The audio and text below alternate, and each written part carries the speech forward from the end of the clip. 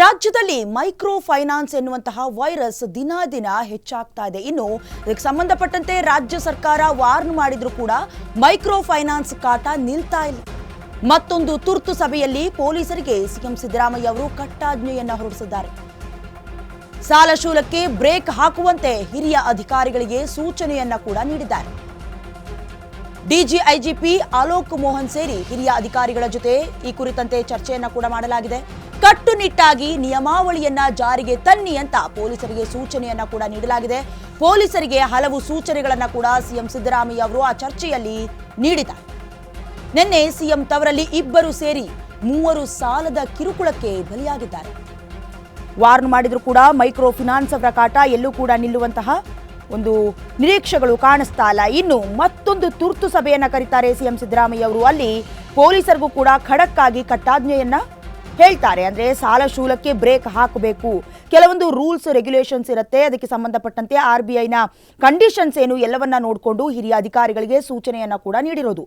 ಪ್ರಮುಖವಾಗಿ ಡಿಜಿಐಜಿಪಿ ಅಲೋಕ್ ಮೋಹನ್ ಸೇರಿ ಹಿರಿಯ ಅಧಿಕಾರಿಗಳ ಜೊತೆಗೆ ಸಿಎಂ ಸಿದ್ದರಾಮಯ್ಯ ಅವರು ಚರ್ಚೆಯನ್ನ ನಡೆಸಿದ್ರು. ಕಟ್ಟುನಿಟ್ಟಾಗಿ ನಿಯಮಾವಳಿಗಳನ್ನ ಜಾರಿಗೆ ತನ್ನಿ, ಅವರು ಕೊಡೋದಕ್ಕೆ ಅಥವಾ ಸಾಲವನ್ನು ತೀರಿಸೋದಕ್ಕೆ ಎಲಿಜಿಬಿಲಿಟಿ ಇದೆಯಾ ಎಲ್ಲವನ್ನ ಕೂಡ ನೋಡಿಕೊಂಡು ಸಾಲವನ್ನು ಕೊಡಬೇಕು, ಕೆಲವೊಂದು ನಿಯಮವನ್ನು ಪಾಲಿಸಬೇಕು ಅಂತ ಪೊಲೀಸರಿಗೂ ಕೂಡ ಸೂಚನೆಯನ್ನ ನೀಡಿರುವುದು. ಇದನ್ನೆಲ್ಲ ಕೂಡ ನೀವು ನೋಡ್ಕೊಳ್ಬೇಕು ಅಂತ. ಇನ್ನು ಪೊಲೀಸ್ ಸಭೆಯಲ್ಲಿ ಕಟ್ಟಾಜ್ಞೆ ಏನು ಕೊಟ್ಟಿದ್ರು ಅಂತ ಹೇಳಿದ್ರು. ಏನೇನು ಕಟ್ಟಾಜ್ಞೆಗಳನ್ನ ಕೊಟ್ಟಿದ್ದಾರೆ?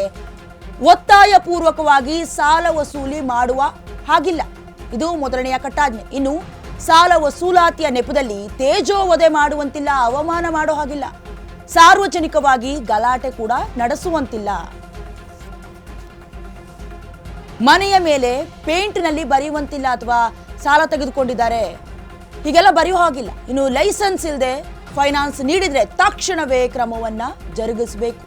ರೂಲ್ಸ್ ಬ್ರೇಕ್ ಮಾಡಿದ ಮೈಕ್ರೋ ಫೈನಾನ್ಸ್ ಲೈಸೆನ್ಸ್ ಅನ್ನ ರದ್ದು ಮಾಡಬೇಕು. ದೂರು ಬಂದ ತಕ್ಷಣ ಪೊಲೀಸರು ಕ್ರಮವನ್ನ ಕೈಗೊಳ್ಳಬಹುದು. ಯಾರಾದರೂ ದೂರುದಾರರು ಕಂಪ್ಲೇಂಟ್ ಕೊಟ್ರೆ ಇನ್ನು ಖುದ್ದು ಇನ್ಸ್ಪೆಕ್ಟರ್ ದರ್ಜೆ ಅಧಿಕಾರಿ ಕ್ರಮವನ್ನ ಜರುಗಿಸಬೇಕು. ಹೀಗೆ ಕಟ್ಟಾಜ್ಞೆಗಳನ್ನ ಹೊರಡಿಸಿರೋದು. ಪ್ರಮುಖವಾಗಿ ಏನೇನು ಕಟ್ಟಾಜ್ಞೆಗಳಿದೆ ಅಂತ ನೋಡೋದಾದ್ರೆ, ಒತ್ತಾಯ ಪೂರ್ವಕವಾಗಿ ಹಿಂಸೆ ಕೊಟ್ಟು ಪ್ರೆಷರ್ ಕೊಟ್ಟು ಸಾಲ ವಸೂಲಾತಿಯನ್ನ ಮಾಡುವಾಗಿಲ್ಲ. ಇನ್ನು ಸಾಲ ವಸೂಲಾತಿಯ ನೆಪದಲ್ಲಿ ಅವಮಾನ ಮಾಡೋದು, ಅವರನ್ನ ತೆಗಳೋದು, ಮನೆ ಬಿಟ್ಟು ಹೋಗಿ ಅಂತ ಹೇಳೋದು, ಈಗೆಲ್ಲ ತೇಜೋವಧೆ ಮಾಡುವಂತಿಲ್ಲ. ಇನ್ನು ಸಾರ್ವಜನಿಕವಾಗಿ ಎಲ್ಲರ ಮುಂದೆ ಗಲಾಟೆ ನಡೆಸುವಂತಿಲ್ಲ, ಮನೆಯ ಮೇಲೆ ಪೇಂಟ್ನಲ್ಲಿ ಬರೆಯೋ ಹಾಗಿಲ್ಲ, ಹಾಗೆಲ್ಲ ಮಾಡಿದ್ರೆ ಲೈಸೆನ್ಸ್ ಕ್ಯಾನ್ಸಲ್ ಮಾಡಿ ಅಂತ ಹೇಳಿರೋದು.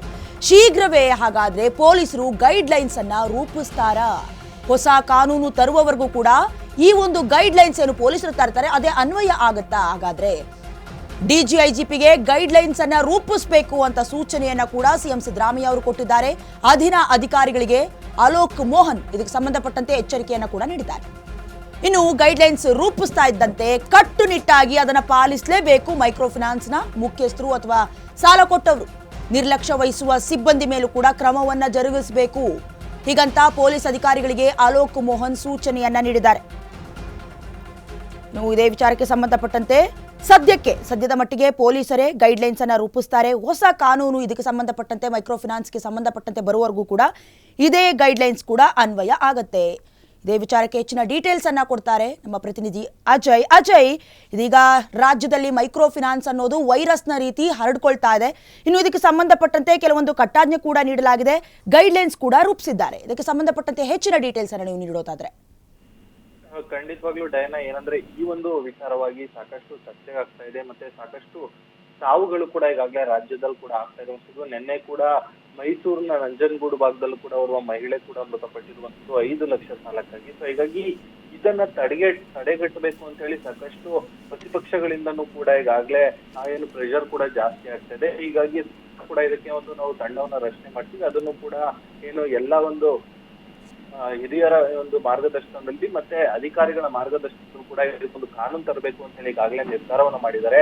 ಆದ್ರೆ ಅಲ್ಲಿವರೆಗೂ ಏನ್ ಮಾಡ್ಬೇಕು ಅನ್ನೋದ್ರ ಬಗ್ಗೆ ಕೂಡ ಈಗಾಗಲೇ CM ಆಗಿರ್ಬೋದು, ಅದರ ಜೊತೆಗೆ ಏನು ಪೊಲೀಸ್ ಅಧ್ಯಕ್ಷರಾಗುವಂತಹ ಏನು ಅಲೋಕ್ ಮೋಹನ್ ಇದ್ದಾರೆ, ಅವರಿಗೂ ಕೂಡ ಈಗಾಗಲೇ ಸೂಚನೆಗಳನ್ನು ಕೂಡ ಕೊಟ್ಟಿರುವಂತದ್ದು.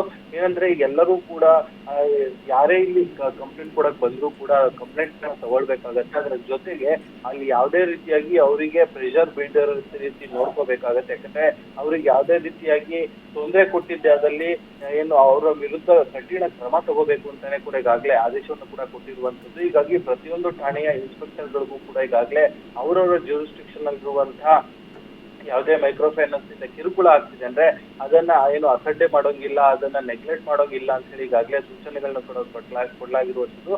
ಮುಂದಿನ ಏನು ಆದೇಶ ಬರೋವರೆಗೂ ಯಾವುದೇ ರೀತಿಯಾಗಿ ಇದರಿಂದ ಇನ್ನೂ ಸಾವು ನೋವು ಆಗದೇ ಇರುವ ರೀತಿಯಲ್ಲಿ ನಾವು ತಡೆಗಟ್ಟಬೇಕು ಅಂತ ಹೇಳಿ ಈಗಾಗಲೇ ಕೆಲವೊಂದು ಮಾರ್ಗದರ್ಶನಗಳು ಕೂಡ ಕೊಟ್ಟಿದ್ದಾರೆ ಅಂತಾನೆ ಹೇಳ್ಬೋದು ದಯಾನ. ಓಕೆ, ಥ್ಯಾಂಕ್ ಯು ಅಜಯ್ ಹೆಚ್ಚಿನ ಡೀಟೇಲ್ಸ್ಗೆ.